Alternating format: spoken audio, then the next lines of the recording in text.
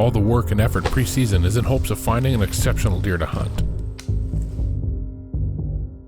And then you put your time in, hoping all that time will get you a split-second encounter that might take all season for one moment where there can't be any mistakes. I'm pushing on 80 hours in the blind here. It's now or never. I replayed the footage, and the way it looks, he dropped about a good foot.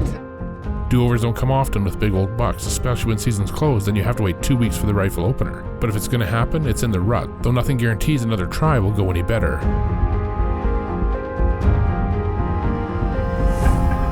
There was my second chance at him.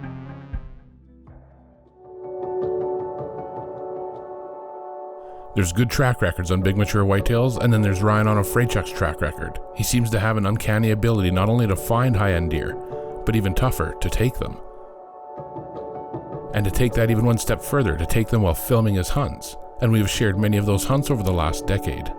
And 3 of the last 4 deer being well over 185 inches. He doesn't own big tracts of land, rather knocks on doors for his opportunities, and it seems like a simple recipe.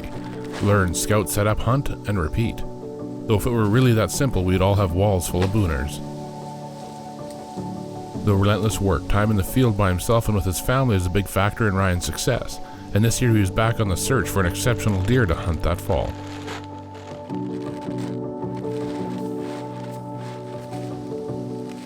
Dozens of stealth cams out and several blinds set up, preparation never ends, and while looking for that next big deer, Ryan gets all his equipment ready and makes sure his Darton is on the mark.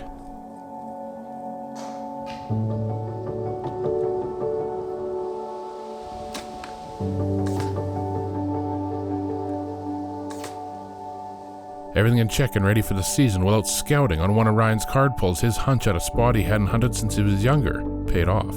And there was a massive, mature, wide, tall, and extra heavy 5x5, a colossal buck by anyone's standards, and it looked like Ryan had a 2023 target, though this hunt would test him like no other.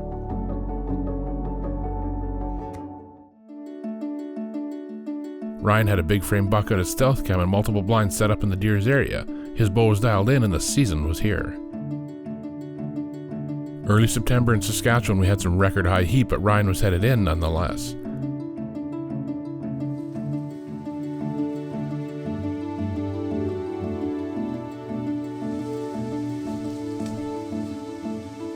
Well, it's day 1. Actually, the second day of season, but first day I could sit.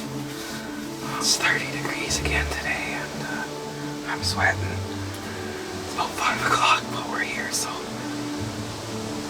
I give it the evening sit and see what happens here, I guess.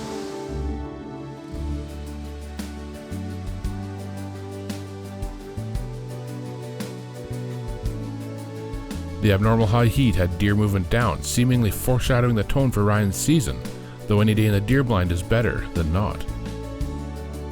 It's day 2, another 30-degree day.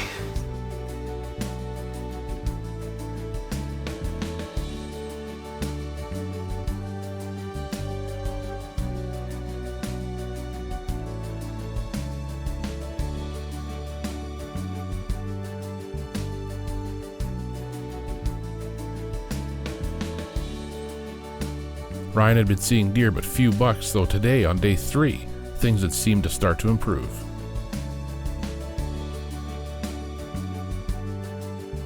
The appearance of this middle-aged deer marked the best deer that Ryan had seen so far, a nice buck but certainly not what Ryan was looking for.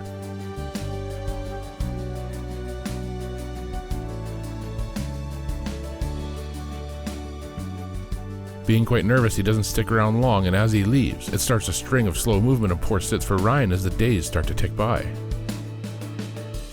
Days can quickly turn to weeks, and as the season starts to pass by with no improvement in deer sightings, and the big heavy frame buck gone off Ryan's stealth cams, this is where doing the extra work counts, and having multiple stands in the area where you feel he might shift to pays off.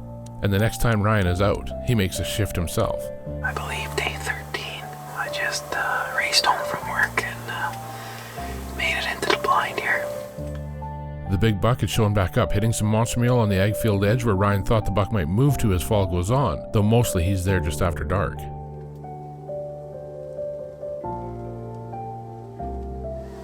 Ryan started putting time into the spot, though deer movement didn't seem to improve, and still no encounters with his target buck. As the early season was drawing to a close, the buck was daylighting and just missing Ryan. It's snowing right now. It's October 29th today. I'm pushing on 80 hours in the blind here, waiting on this big wide 5x5. Big old mature buck. Good mass. I sat here last 2 nights for him. The first night he came in shortly after I walked out of here, so we have the 2-week break for the late season, which starts on the 15th. So it's now or never. So hopefully today he's gonna show in daylight. See what happens. A little impromptu early snowstorm had Ryan hopeful that the deer would be on their feet, and they were, with several does and fawns moving past Ryan.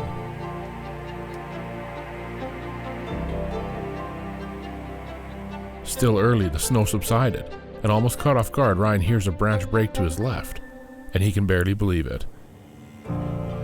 The huge, heavy 5x5 had snuck right in with barely time to get the camera on him, and he was nervous.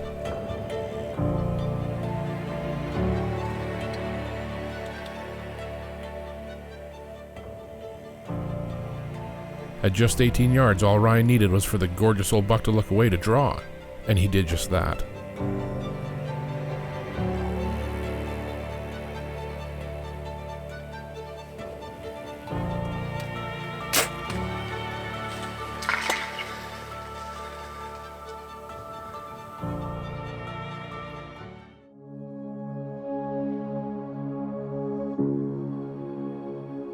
Last night, checking the arrow and following up his tracks for about 10-20 yards, decided to back out. I replayed the footage, and the way it looks, he ducked my bowstring, dropped about a good foot, and I think I just took the hair off his back. But yeah, went for a look this morning again. It snowed last night and pretty windy, and there's no sign of any blood or any sign of a lethal hit. So after the shot, Ryan checked the cam, and the buck had actually been back just a couple of days later, though the season would now close for 15 days and Ryan was handcuffed from any hope to keep hunting the buck, and could do nothing but change the spot up a bit and keep tabs on him for late season. And during the break, though superficial, the deer's back appeared to be getting worse, though all Ryan could do was watch from a distance and wait until the late season would open.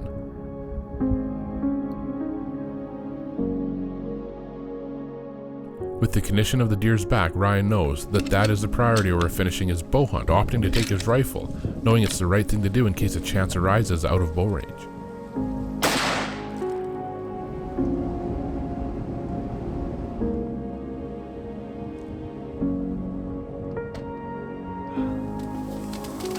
Of our late season whitetail. So I'm back here this time, and I got the rifle with me. Some of the latest pictures of him. The wound isn't looking too good on him, so I'm gonna make sure I get the job done this time. The deer always come first, and Ryan's reworked spot is on the cut line parallel to the egg field, giving him the best chance at a shot if he crosses chasing a doe, or up close coming into the monster meal.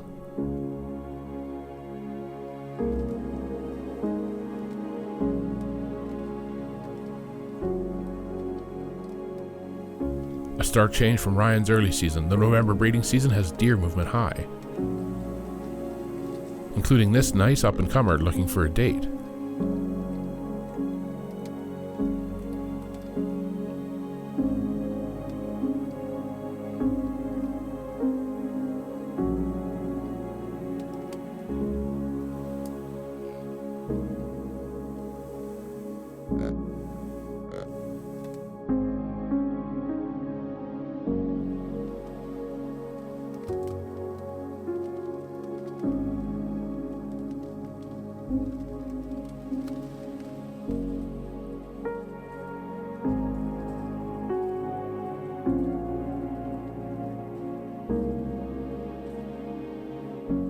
when several deer, including this young odd-racked buck, are nervous watching to the left. The reason emerges with this stunning young buck with heaps of potential.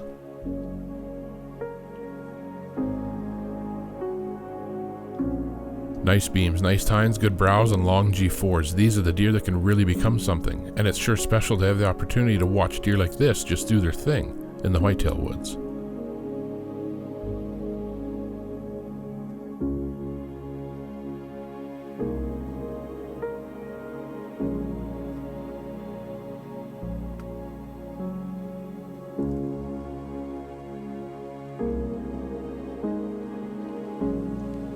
Today again, the deer are moving with these young bucks trying to throw their weight around, one looking a little rough.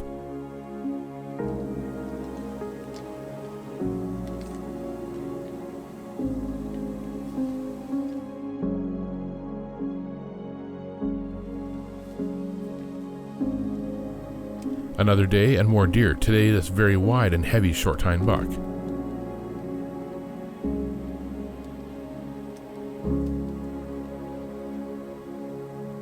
And while watching this buck, Ryan notices how he's shy to something to the right, a bit nervous, and Ryan watches the fence line. Ryan catches just a glimpse of antler, and instantly knows exactly who it is. The giant heavy 10 had stepped up to the fence, but nervously turned back, heading away from Ryan with no chance of a shot.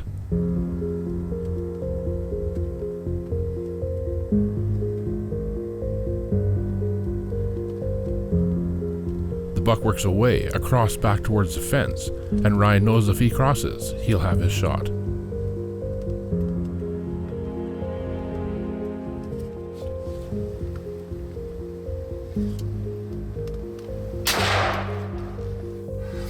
There was my second chance at him. It happened quick. He came up to the fence, real close actually. He was within 25 yards, and I thought he was gonna jump it there, but he didn't like it, and he kept going further, paralleling the fence, and jumped it in another spot up there, and didn't look like he was coming in, so I took that quick shot when he was crossing that cut line, and I dropped him right there. So I'm just gonna hang out here. I'll call the guys and see if they can come give me a hand here, and we'll go from there. I didn't think it was ever gonna happen, but it did. Second chances don't come often, but a bit of work and persistence can pay off, and Ryan couldn't wait for some help to arrive to go get his hands on the buck.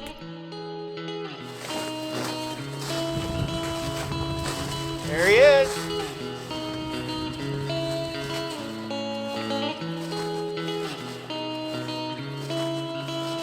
Oh, he's heavy, heavy.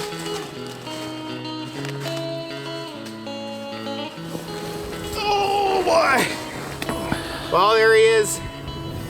This deer's given me the runaround for about 10 days here in the rifle season. I hit him with the bow on the 29th of October. And just took the hair off his back, and he survived. So tonight was the night. He liked it, and he came in, and it was 4:45, a perfect light. He didn't want to come right into the blind setup, but he crossed the cut line, and I dropped him right there. And he's a big boy and nice mature deer, and we love chasing these big boys, and hopefully he's not the last.